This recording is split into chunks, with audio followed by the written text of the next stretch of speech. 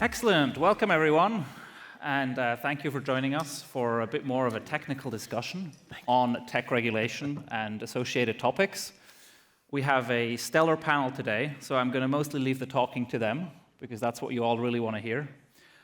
And from our side, I think I'll try to cover sort of maybe the Web3 angle in places. But aside from that, we're really kind of kicking things off pretty straight off the bat. I want to ask you all, first and foremost, to quickly introduce not yourself, because we already covered that. Thank you to the intro. But actually talk about sort of your interest in this topic and sort of from what angle you're approaching it, just so everyone kind of knows roughly where your viewpoint starts. Caroline, can you kick us off?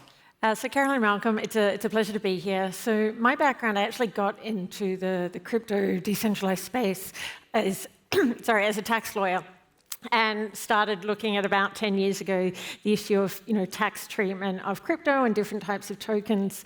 And from there, I went on to set up the Blockchain Policy Center at the OECD, working on policy issues really across the sector.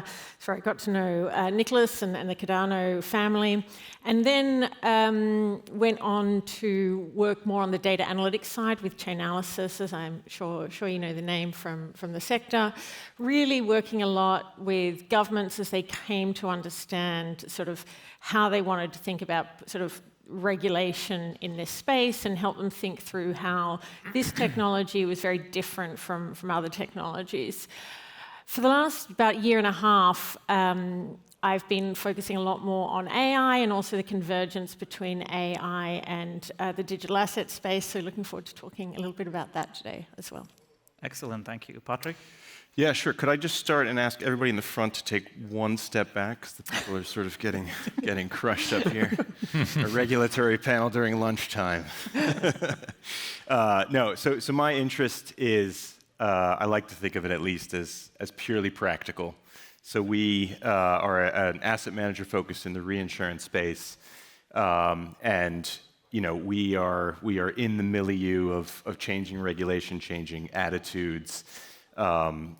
Education about these things across the spectrum of users of blockchain, people that are new to it, people that fear it and loathe it, and really we're trying to reach audiences within that spectrum. So the way that we approach it is, we are running a business ultimately, and we need to operate within that. And certainly when we entered the business, we knew it would be a very high regulatory environment from a number of perspectives. So we embrace it. We watch it very carefully. I think a lot of what is happening is very helpful for us in broadening the understanding of the underlying technology and how it fits in and how it will ultimately impact consumers. And so, we're in it, and we pay very, very close attention to it. Awesome. Thank you very much. Joachim. Hi, welcome everyone from my side. I'm seeing with great delight that my name changes over time here. Now the name is correct. I must unfortunately say that I'm not chief economist, but principal economist. Doesn't matter because no one understands the difference. So very happy to be here and speaking on my own behalf. Blockchain is more than a technology. Blockchain is, in my opinion, the way to get humanity back to normality, which is self-organization, which is governance according to agreed value systems, which you do locally or regionally, and blockchain enables us to scale. We have a very positive approach towards blockchain as the Commission. 10 years ago, we declared that it is a key breakthrough technology for every policy field, not only finance, but also real economy, IP, energy, you name it, that we have. And since then, we have built a lot on that. I proposed it at that time. I'm very happy to see that we have some progress, but as said, it is much more than just a technocratic approach, because it is something that is really a global movement where finally everyone can start using technology according to their own value principles and connect. And therefore, I'm very happy to be here at the Cardano conference. Thank you, Joachim. Bernhard, please. Yeah. So hi, everyone. Thanks for having me. So we at the Boston Consulting Group, we are helping not only regulators to set up new regulations, but especially also the other part of the title, the decision makers, to go into the space to understand the use cases, the business models. And as a funny fact from my side, also more in terms of personal introduction, I'm in the space now already for, I would say, 7 years or so. At the beginning, I was wearing my hoodies, and now since the last 1 or 2 years, I had to take out my suits again. Tough times for me. I'm still against wearing leather shoes and ties, but maybe next year, let's see. Because at the moment, we are mostly helping banks again to jump into the topics and traditional players, which is an interesting time, I would say. Excellent. You know you're free to wear a hoodie at the Cardano Summit, right? That's great to hear. Not an issue, even if it's on the panel. As long as it has the Cardano logo on it. So for Cardano itself, for CF, right? I mean, obviously, I guess our interest is pretty clear. We're trying to make Cardano a technology that people can use. We're trying to lower the cost of ownership, the cost of running it, the cost of adopting it. And that is a journey that takes us through many, many domains, from public policy to nitty-gritty regulation around capital requirements under the Basel regime. So the field is effectively endless, and you could hire 50 people to do this, which is why we are 2 doing it at CF. Good. So let's jump into sort of the topic at hand, right? I think it's clear to everyone probably that follows any news that the world is changing in many ways and has probably changed more in the last 12 months than it arguably did for the last 60, at least when it comes to sort of an international context. And Joacihm, I wanted to start with you, given your role, and ask you, particularly given what I think some would consider the breakdown, or at least the loosening of the global rule-bound order, right, and the sort of the rule of law at an international level, whether you think that the European Union in particular, who's always been one of the main advocates globally for that order, needs to think differently about, particularly in the tech space, right, sort of its own tech regulation and how to approach it, and whether we should be looking maybe more at ourselves first and everyone else second, which seems to be the trend in 2025, or whether we should double down on the opposite. And remember, you said this would be surprising. So yeah. I approach this more from what I am by profession as an economic historian, and I must say that change is normality. So we have been losing a little bit a feeling of what is actually normality and what is not, and what we had over the last decades is an historical aberration.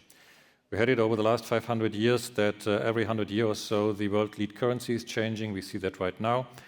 We have, when you look into human history, the situation that basically until about 5,000 years ago, when the Egyptians came, all cities were decentralized. You don't find centralized structures. It was the Egyptians who started that. And then 500 years ago, all the intermediaries crept in. Now we get back to normality, and the world order is part of that. And again, that is what I'm saying here, my own opinion. At the end of the day, the world order is written by the winners, in that case, of the Second World War. This is not something that I accept as a German. It's also not something that I see as normal from the European Union side. And it means that the rules that we have are basically for those in power. Now, I would say that blockchain is exactly the opposite. It is a technology that empowers those that don't have that power yet, but want to contribute. So we are moving into a multipolar world. We are seeing that traditional systems are being challenged. I don't see at all what the problem is in this, because at the end of the day, we have a lot of slack, we have a lot of inefficiencies in existing payment systems, in other areas. We heard this morning when it comes to tracking and tracing, for example, industrial value chains, when we look at identity management, where basically the state needs to onboard and like you, otherwise you have limited, let's say, possibilities that you have. And so the big question is, in a way, given this fractionalization, as you say, is it a problem or is it an opportunity? I see it as an opportunity because Europe is the continent of decentralization. We have always been decentralized. We have always driven our law development, not only since the Greek, the Romans, the Hanse, through basically cooperation between cities or between regions that drive that forward, also trade. And we see now the opportunity also for new coalitions to form.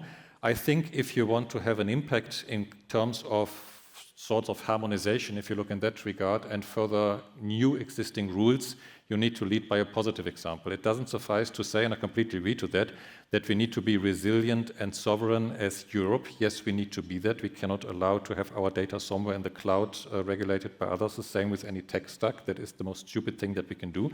And this awareness is rising very much now, also in Brussels. But the answer cannot stop there. The answer must go further of what are we doing. And the reply is not to replace the American or the Chinese flag by the EU flag and then say everything is in order, because it's the same top-down system that basically didn't work before. But we must put something on the table that can be discussed. And I stop there with MiCA, because MiCA is precisely this. MiCA has never had the intention to completely regulate the crypto space. We try to regulate a tiny part of the crypto space with MiCA. We're not saying it is perfect. It has tons of things, but it holds a number of surprises. It is basically an invitation to discuss if these provisions are good, if these provisions are not good. Feedback that I'm getting is that for the first part, utility tokens, it's amazingly interesting. When it comes to e-money, it serves relatively well its purpose because we had existing regulation. If we look at tokenizing commodities or real economy stuff, it doesn't work at all. So this is a typical result when you put something on the table, and this is just the period in history where we are in. We are in a transition from old to new. I can only embrace that. It's absolutely fantastic, and everyone should do that, and then we see what works and what doesn't. That's a perfect segue, Bernhard, to the practicalities of not just MiCA, which I guess you also have a lot of experience with these days, but just generally, right, sort of the emerging tech regulation around digital assets, crypto, and e-money, which I think is sort of in terms of the stablecoin adoption that's happening, does feel a bit, especially with the changes in the US, like sort of the new frontier in 2025 in some ways. It's an old frontier in product terms, right? But I think sort of from a regulatory perspective, with the things that are changing in the US, it does feel like a bit of a new frontier as well. So I would love to ask you to sort of speak to the experience of, what is the things that your clients ask you in 2025, right? Has it changed from 2024, or is it different? And in terms of sort of Europe and our, I guess, position in this market, are people positive, negative? How do they see that? So before I start, I just have to say it was great listening to you, because we really live in a certain period of time where things are changing, especially in the traditional finance way, cutting out the middleman, where this is heading. It's amazing times. I mean, I'm a banker myself by training, so it's amazing to see this. Coming now back to your particular question, what do I see with my clients, banks, TradFi clients in particular? And how the question changed. I would answer the question looking back, let's say for the last couple of years, 1 or 2 years, then what is happening now, and then how I would see the near future in this regard. As you said, let's focus for the beginning on stablecoins and on some other crypto topics. So 2-3 years ago, clients, banks in particular, were asking us, yes, nice idea, and I see the efficiency gains, but there is no demand yet. So it's actually a chicken and egg problem that we had in the past. Banks were telling us, yes, let's do it, but let's wait for the others to build it as well. And then, yes, they saw some big names like the JP Morgans of this world were jumping on the topic, but still, is there client demand there or not? Yeah, so chicken and egg, typical chicken and egg problem. So now, since half a year, it changed. There was more and more people jumped on the topic. Everyone got the fear of missing out when it came to the banks. When you go at the big banking conference from Cybos, Money 2020, it's 2/3 of the discussions are about stablecoins. So everyone got this trend.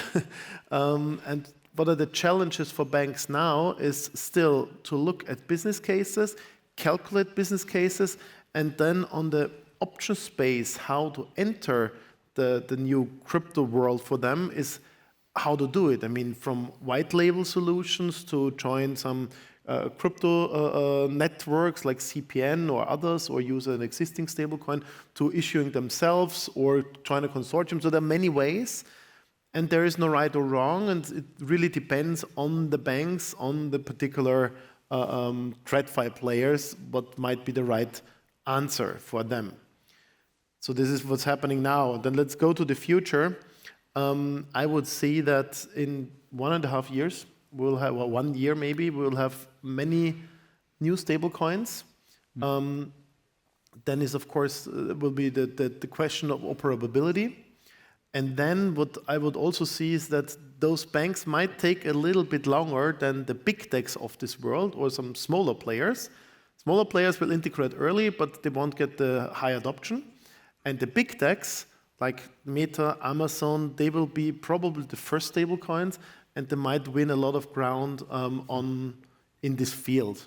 And banks will be very, surprised that yes, they were building on the stable coins, so they can justify against the shareholders.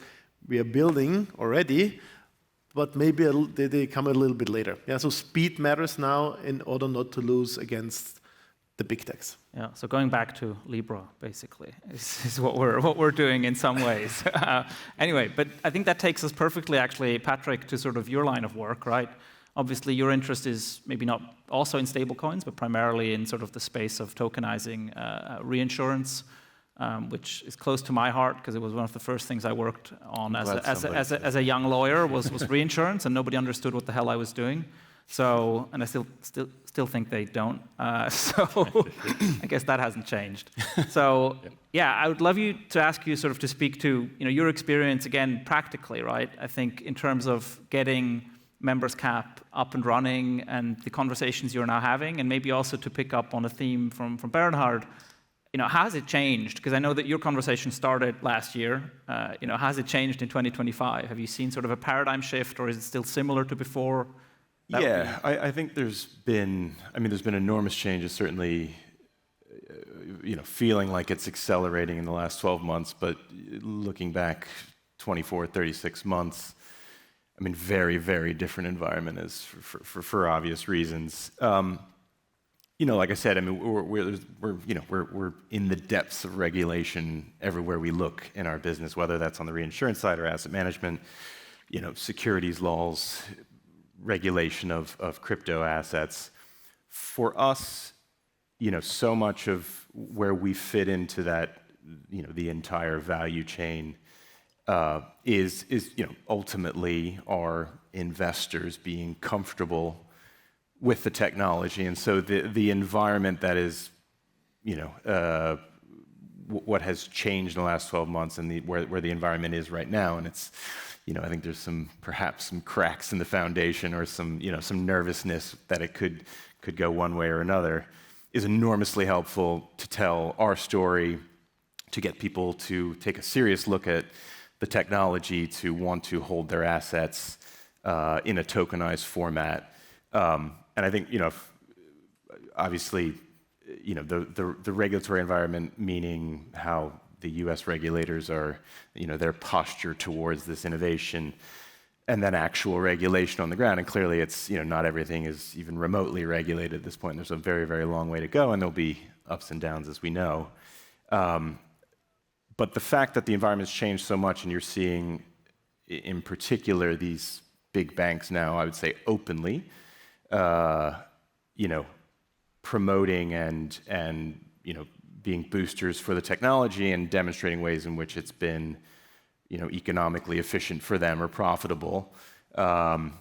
That cover that I think that's given to a lot of players in the space is I know this is probably in some ways a heresy, but it's actually quite valuable because there's still a huge element of human trust with investors who are looking at financial products, and in many ways a lot of it is name recognition and understanding that it's not just this corner of crypto doing wild and crazy things. It's big institutions who are seeing real value and who ultimately over time will adopt this, and I think it will be sooner rather than later, all across their back office and in their infrastructure. But I think that's enormously important for trust. I say investors because that's what we focus on most, but also for our reinsurance partners, right? We're facing into an industry that's very conservative, highly regulated, has done things the way they've done them for very long periods of time, hundreds of years. And there's a huge interest in it because it makes a lot of sense for them. but they also want comfort. They don't necessarily want to move very, very fast. They move faster than you think, but they don't want to necessarily openly admit that. So you're educating them, you're bringing them along, and as they see, the environment changing, it just makes it so much easier to be a business in the space. And you can really cross over to the traditional world and the Web3 world, and I really do think that convergence is going to be sooner rather than later. Fascinating, and I think, reinsurance is, they operate on a cycle, on a 20-year cycle, right? Not on a 6-month cycle, which makes it a very different business. So the fact that you're bridging that is fascinating to me. So circling back to sort of the public policy side, Caroline, with your background, particularly with the OECD and sort of the international cooperation side, right? Sort of tying back to what Joacihm was also talking about. How do you see, the topic of sort of international cooperation at the standard setting level, right? I mean, this is a joint topic that Caroline and I like nerding out over that most people sort of, don't understand so much, but maybe for context, standard setters in the financial market in particular are, historically at least, immensely important, right? They basically create many of these rules, even if indirectly, not directly, that make Patrick's business, make Bernhard's business, both possible or impossible, depending on sort of how the rules look. Now, again, given the changes internationally, I was really curious to pick your brain about sort of how you see that developing in future, right? Will we have a European standard set, a American standard set, and maybe an Asian standard set, or even potentially more than that? And if so, how sort of is that going to play out? Yeah, so it's a good question, and very timely. I've just been writing a chapter of a book on international cooperation in digital finance. And I think and I'm going to take one very concrete example of exactly how the current kind of space is playing out. And it's one of the first topics I actually talked with Nicolas about, which is the standards around capital requirements for banks. And about 5 years ago, the BCBS, which is the international standard setting body for those requirements, put out a standard which put very onerous requirements on banks when they were looking to hold anything held on a DLT, distributed ledger, on their own account. So not their customers' assets, but wanting to hold it on their own account.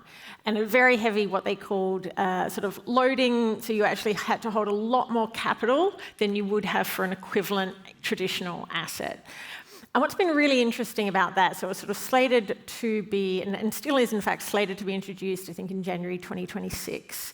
But we've already had the US pull out of that standard, and it was one of the countries that was really pushed for its adoption under the last administration, but is something that the new administration has said that they won't be implementing. You've had Singapore indicate that they also will not be meeting the original timeline, with no indication of when they will be meeting the timeline. Europe is in an interesting position because they'd already started to implement it, and now they have to think about whether they're going to go ahead, because it sort of starts to look like everyone's going to step back from that requirement because this environment that we've been talking about has changed so significantly.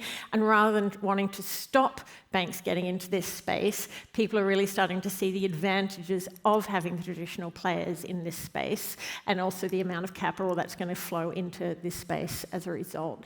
So I think, what then replaces things like, these standard setting bodies, if we can set these standards and then kind of step back from them. And I think that's part of the natural process that Joacihm was talking about, that this is the process of change, and we are in a very significant transition period. And I actually think for Europe, for example, I think that's a really exciting time. And I think, what I consider a sort of half-finished European project is actually an opportunity to see the rest of that project continue on things like a capital markets union, to actually turn Europe to be more than just a consumer union, to actually be a single market, and to be able to make use of the power that it has by bringing all these different countries together. Because at the same time, I think, as well as the sort of global environment that you have, which is very fractious, and kind of reassessing the different different relationships that countries have, you've got within Europe itself sort of a fracturing of the traditional power bases. So, you know, a weaker France and a weaker Germany politically than we've seen in over the last, say, 20 years or so. And that actually creates a little bit of a vacuum for the Commission, for the sort of Brussels-based power institutions of Europe to actually step in and create opportunity that I think will ultimately open up more space for this sector to take hold. And kind of at the same time, I actually think one of the themes over the next sort of 20 or 30 years is actually going to be around communities rather than sort of organization at the nation level, state level. And so people that want to sort of come together, and I think this technology is kind of a natural place for that to happen over a common interest rather than, say, over a national interest.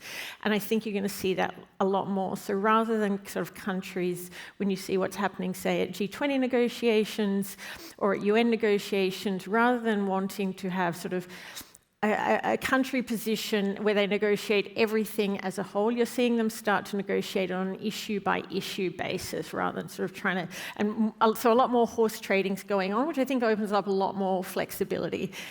Final thing I'll say on that, which is that I think that you're also, we often think about international cooperation as being something that happens between kind of political leaders, you know, at the state-by-state level.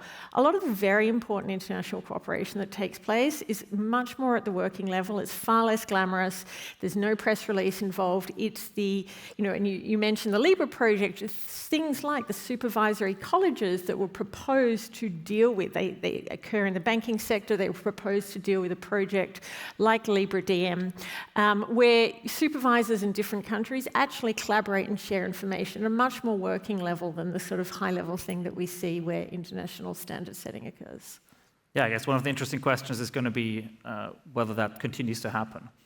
So thank you all. I think with that, we want to maybe open the floor a bit. If you've heard anything that you would like to respond to, anything you disagree with, feel free. If not, I have some additional questions. But Joacihm, you already look like you want to.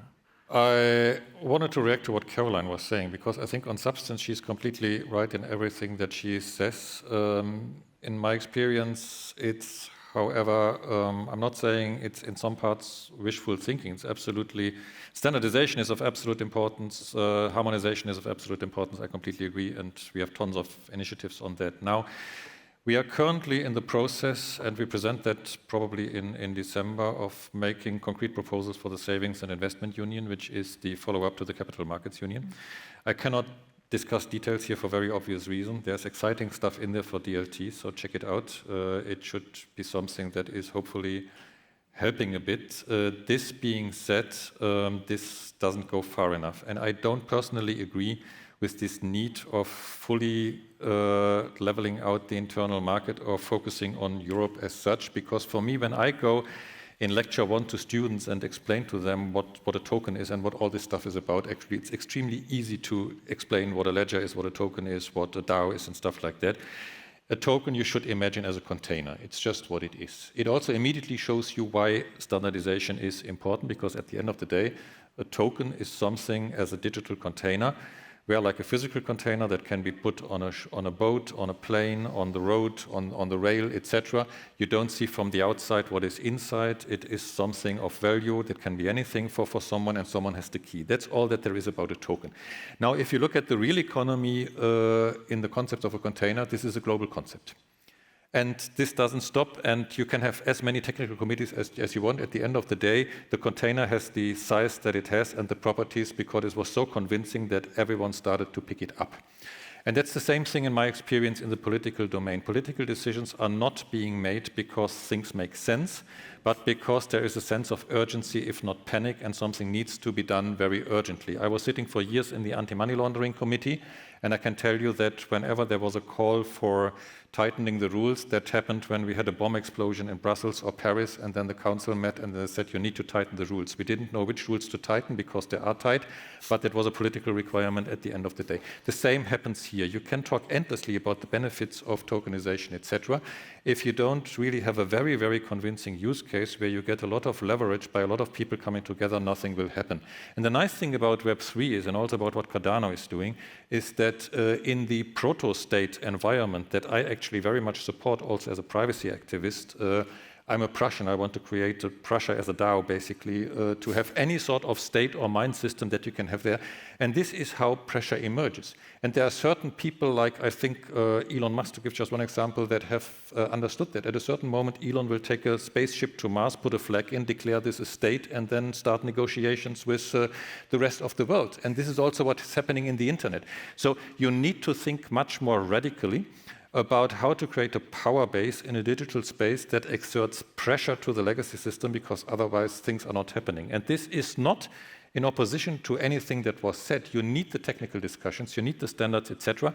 But if you do not have a meta level of power, you will not have a decision making that keeps pace with the immense increase of speed that we have seen on innovation. And for that, we need completely new governance. Caroline? I'm not going to pick that up, but I want to pick up something that Bernhard actually mentioned, the sort of this focus that we had over the last sort of 6 months on stablecoins, everyone called the stablecoin summer.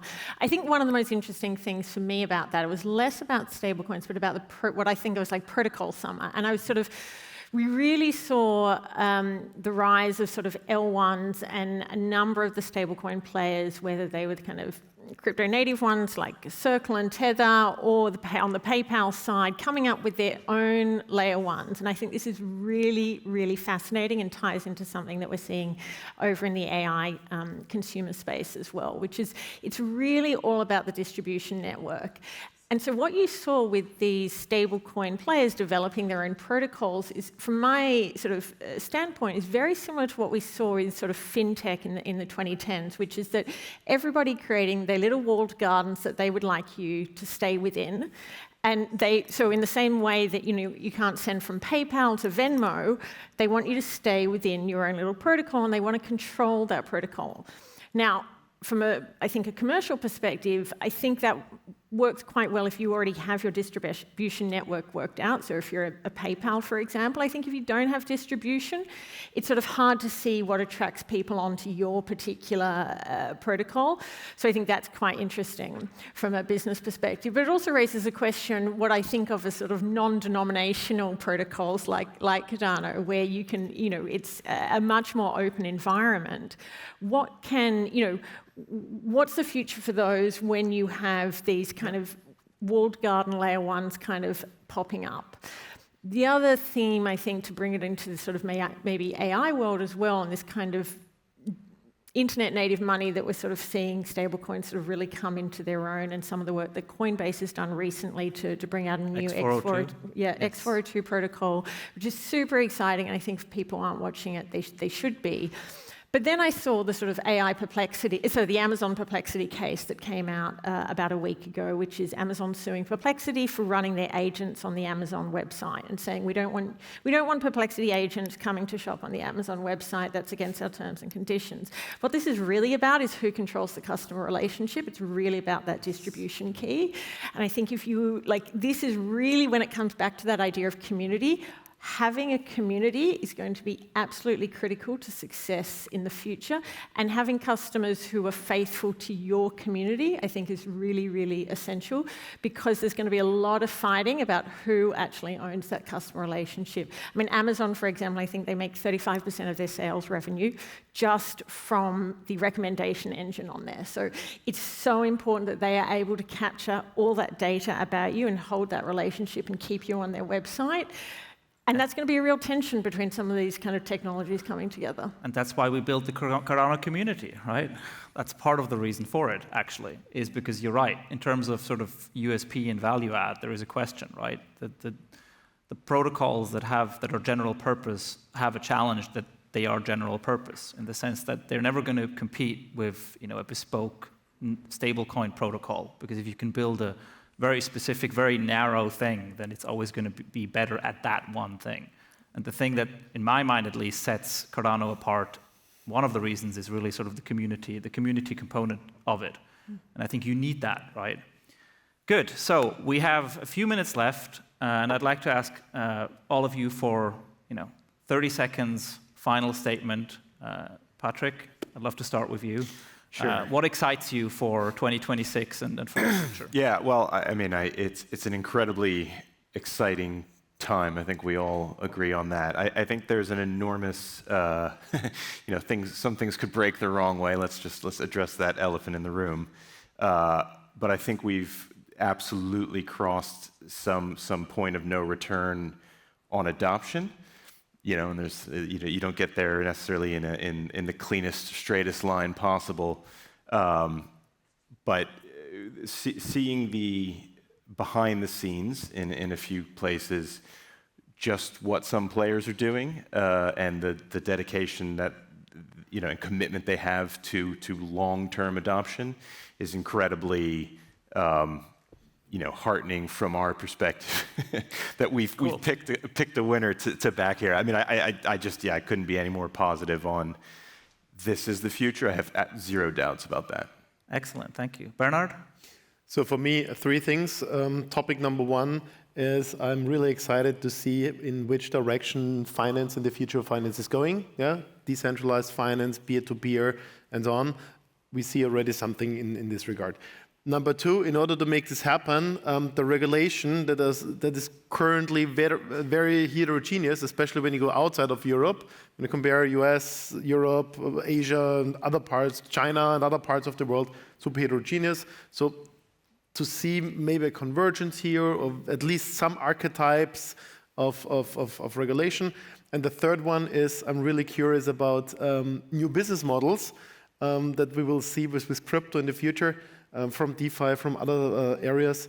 And I always compare this with internet times. So when the internet came across 20 years ago, 25 years ago, we could not foresee that now people are working as influencers on Instagram or TikTok. Yeah? Let's see what interesting digital assets use case we'll have in 15 years from now. Excellent. Joachim? I think that beyond the geopolitical shifts, we have clearly emerging threat landscape, if I call it like that, that is extremely pushing DLT forward. That is cyber threats, that is the quantum development, which basically calls in any context for distributed systems that are resilient. And that is a task that everyone from an individual, community, family, state, globally, needs to consider as number one in every action, including in coming up with regulation or changing regulation, that what we're talking here is not a luxury, but this is the minimum condition to have distributed systems that are much better to counter all these attack vectors that we see. Perfect. And therefore, who doesn't invest has a problem. We want to leave 30 seconds for Caroline. Yeah, so on that, I think one of the most interesting things I read this week was that DARPA is the US Defense Research Organization is building out an money laundering tracing tool, which I think is super, super exciting and just shows how much money is going into this space and how concerned they are. I think they very clearly see that the future of finance is in this space. So very excited to see that unfold. Excellent. Thank you, everyone. Thank you all for listening. Thank you for joining us for this slightly more nerdy topic. And have a great rest of the summit. Thank you.